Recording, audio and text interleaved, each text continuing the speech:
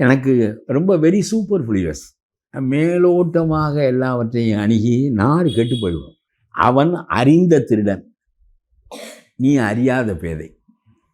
சொன்னால் எனக்கு தெரியாது என்று சொல்கிறார்கள். தெரியாது, நீ பேப்பரை படிப்பதில்லையே.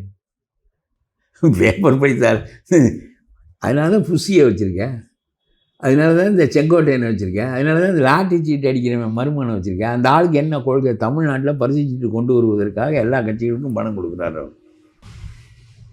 உலகம் பூராவும் பரிசே கொடுக்காமல் பரிசு சீட்டு விற்று பணம் தேடி 1200 கோடி ரூபாய் மோடிக்கு, 500 கோடி ரூபாய் ஸ்டாலினுக்கு கொடுத்துருக்கிறார் வெளிப்படையாக. இவர்களெல்லாம் வைத்துக் கொள்கிறார். இவர்களெல்லாம் ஏழை மக்கள். இரவில் தூங்குவதற்கு வயிற்று பசியை நீக்கி தூங்க முடியாத ஏழைகள் 20% இருக்கிறார்கள். அவர்களை பற்றி இவர்கள் கவலைப்படுகின்றவர்களா?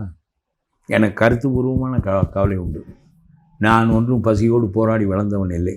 ஆனால் அந்த இரக்கம் உண்டு. ஏன் அவர்கள் அப்படி இருக்க வேண்டும்?